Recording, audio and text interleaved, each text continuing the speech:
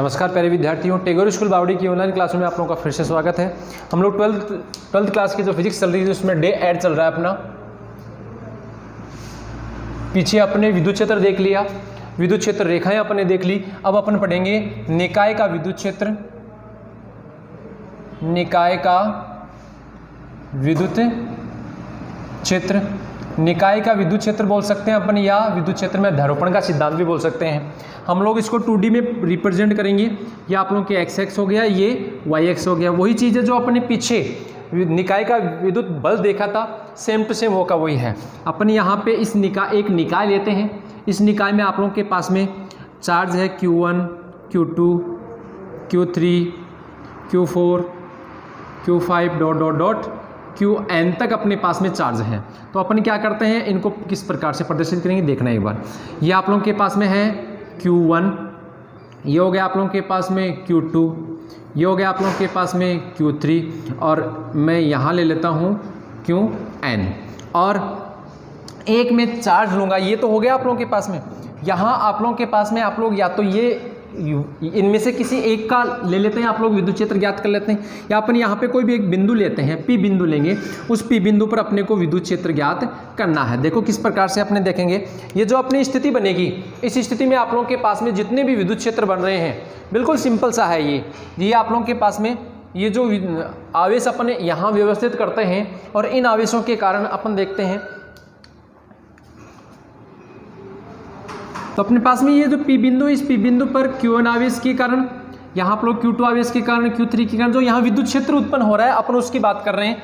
जो इस पूरे निकाय का जो विद्युत क्षेत्र होगा वो Q1 आवेश के कारण विद्युत क्षेत्र, Q2 आवेश के कारण विद्युत क्षेत्र, Q3 आवेश के कारण विद्युत क्षेत्र, और इसी प्रकार से Qn आवेश के कारण जो विद्युत क्षेत्र उत्पन्न होगा, उन सबके सदिश योग के बराबर होता है।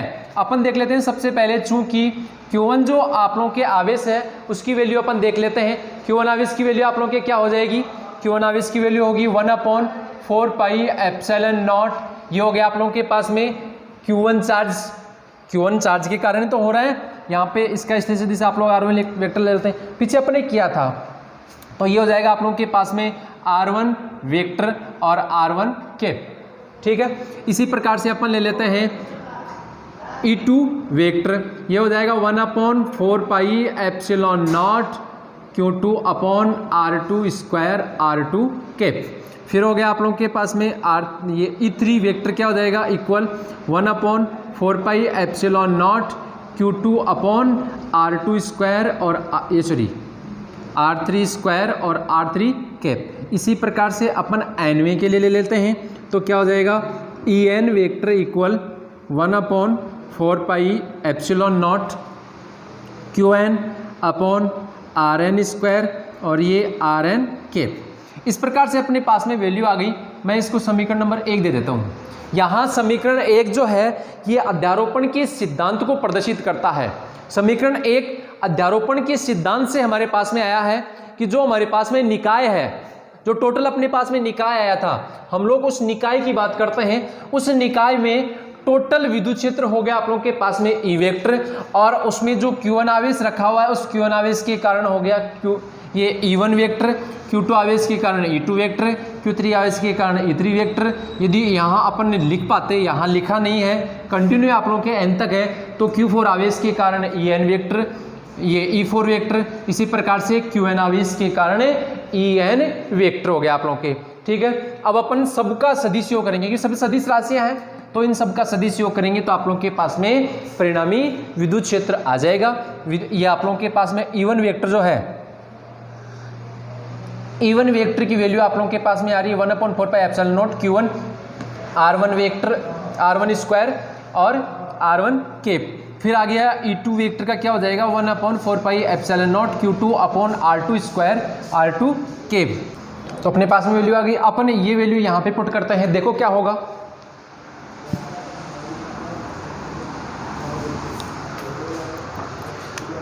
क्या आएगा आप लोगों के पास में, E vector equal 1/4 pi epsilon naught Q1 R1 square R1 cap, 1/4 pi epsilon naught Q2 R2 square और R2 cap, plus 1/4πε0 Q3 R3 square R3 cap plus dot dot dot plus 1/4πε0 QN RN square RN cap.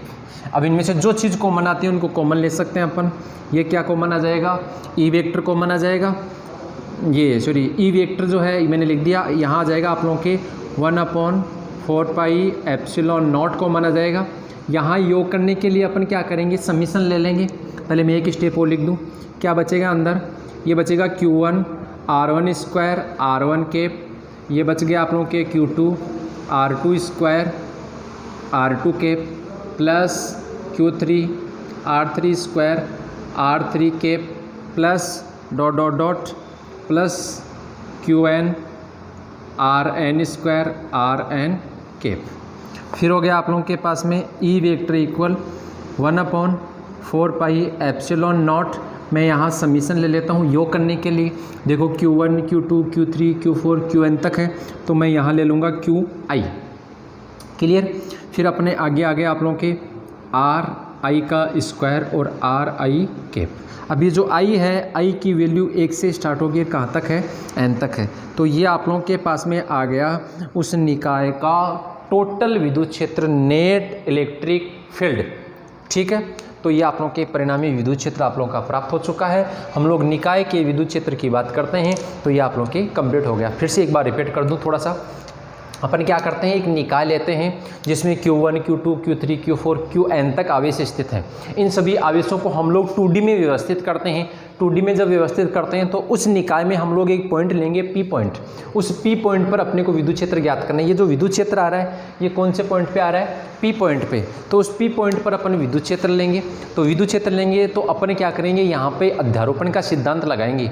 अध्यारोपण का सिद्धांत क्या कहता है कि उस निकाय में उपस्थित जितने भी आवेश हैं उन सब के विद्युत क्षेत्रों का सदिश योग उस निकाय के कुल विद्युत क्षेत्र को प्रदर्शित करता है। यहाँ पे आप लोगों के पास में फॉर्मूला बन गया, ई vector equal E1 vector plus E2 vector plus E3 vector plus dot dot dot EN vector. ये समीकरण आप लोगों के एक आ गया। हम लोग क्या करते हैं, E1 वेक्टर की वैल्यू निकालते हैं। तो E1 वेक्टर की वैल्यू क्या हो जाएगी, 1/4πε0 Q1 R1 square R1 cap. फिर आप लोगों के आ गया E2 वेक्टर की वैल्यू, ये क्या हो जाएगी 1/4πε0 Q2 अपॉन R2 स्क्वायर और R2 केप। फिर E3 वेक्टर की वैल्यू आ जाएगी आप लोगों के E3 वेक्टर की वैल्यू क्या होगी 1/4πε0 Q3 R3 square R3 cap. इसी प्रकार से आप लोग डॉट डॉट आगे चलते जाएंगे, मतलब ये E4 वेक्टर का मान निकालेंगे, E5 वेक्टर का मान निकालेंगे, E6 वेक्टर का मान निकालेंगे। ऐसे ऐसे आप लोगों के nवें आवेश की अपन बात करते हैं, जिसको आप लोगों ने QN आवेश लिया था, उससे उसका जो विद्युत क्षेत्र वो क्या है EN वेक्टर। तो इसकी वैल्यू क्या हो जाएगी 1/4πε0 QN RN स्क्वायर और RN केप। ये जितनी भी आप लोगों के पास में वैल्यू आई इनको हम लोग समीकरण 1 में पुट करेंगे। तो अपने पास में देखो क्या समीकरण बन रहा है, E vector equal 1/4πε0 Q1 upon R1 square R1 cap. फिर हो गया आप लोगों के पास में जो E2 वेक्टर है उसकी वैल्यू आ गई, कितनी आई 1/4πε0 Q2 R2 square R2 cap. फिर आगे आप लोगों के पास में E3 वेक्टर की वैल्यू क्या होगी 1/4πε0 Q3 R3 square R3 cap. फिर आप लोगों के पास में हो गया 1/4πε0 QN upon RN square RN cap.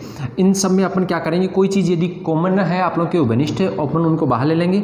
या आप लोग के पास में 1/4πε0 बाहर आ गया, जो अपने पास में एक कांस्टेंट वैल्यू है जो सब में कॉमन है, अपन बाहर ले लेंगे इसको। शेष क्या बचा इसमें बचा आप लोगों के Q1 upon R1 square R1 cap plus Q2 upon R2 square R2 cap plus Q3 upon R3 square R3 cap plus dot dot करके अपन ने Qn upon RN square RN cap ले लिया।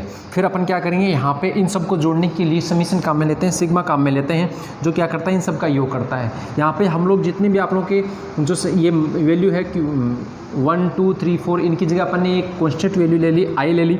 आई की वैल्यू 1 से स्टार्ट हो रही है, कहाँ तक है N तक है। तो अपने पास में क्यों आई हो गया, RI स्क्वायर हो गया और RI केप हो गया। कई बुकों में आप लोगों को P भी मिलेगा, यहाँ आप लोगों के I के साथ में P भी आता है, लेकिन P लेने की आप लोगों को आवश्यकता नहीं। आप लोगों को समझ में आना चाहिए, अपना मेन जो टारगेट है वही है कि आप लोगों के E vector, total E vector आप लोगों के आना चाहिए, जो आ गया। अब अपन आगे चलते हैं, तो अपने आगे आता है विद्युत फ्लक्स।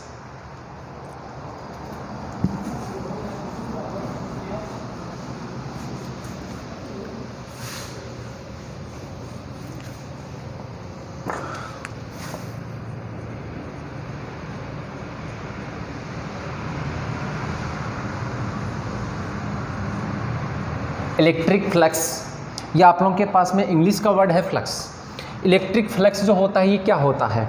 सबसे पहली बात तो अपन ये देखते हैं कि अभी आप लोगों ने देखा कि कोई भी चार्ज है आप लोगों के, मान लो कोई पॉजिटिव चार्ज है, पॉजिटिव चार्ज है आप लोगों के, ये क्या निकल रही है? बल रेखाएं निकल रही है, या आप लोग बोल सकते हैं कि विद्युत क्षेत्र रेखाएं निकल रही हैं। जितनी बल रेखाएं ज़्यादा होती है वहाँ सघनता होती है, किसकी? विद्युत बल रेखाओं की। और विद्युत बल रेखाओं की जहाँ सघनता होगी वहाँ विद्युत क्षेत्र की तीव्रता भी अधिक होगी। यदि हम लोग यहाँ पे कोई पृष्ठ ले लें, ये कोई आवेश है, इस आवेश से बल रेखाएं निकल रही हैं, हम लोग कोई पृष्ठ ले लें इसके बीच में, तो ये बल रेखाएं क्या करेगी?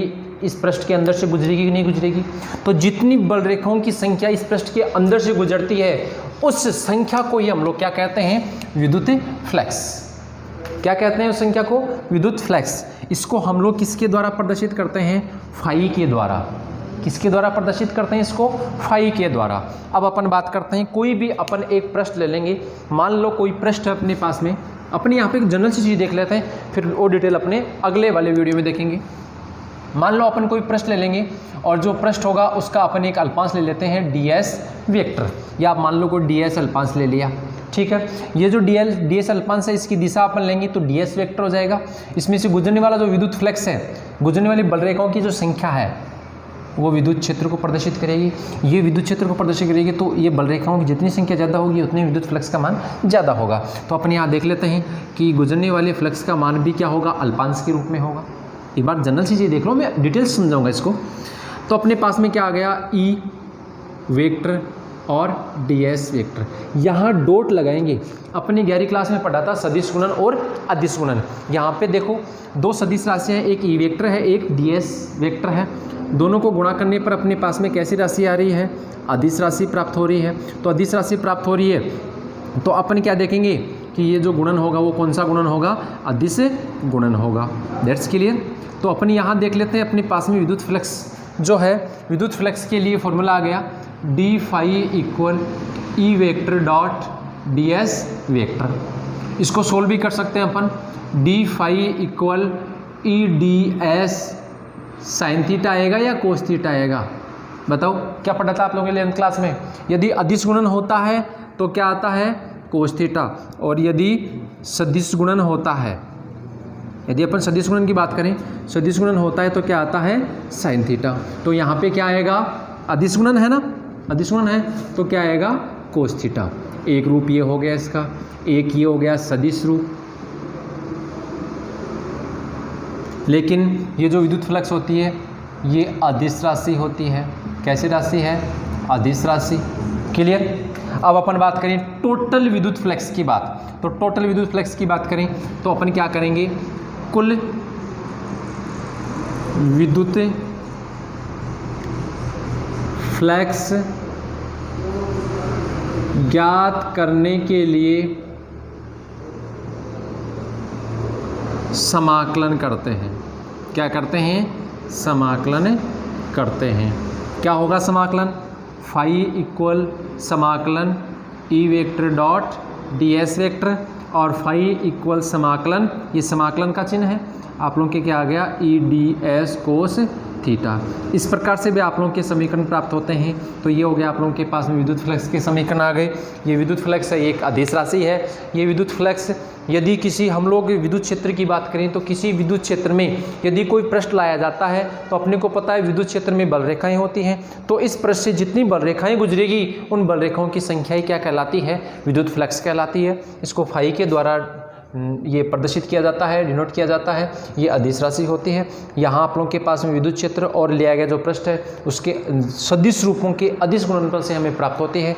अदिश गुणनफल को आप लोग हल करते हैं तो कोस आता है, तो इसको हल किया तो आप लोगों के पास में ई ds कोस थीटा आ गया।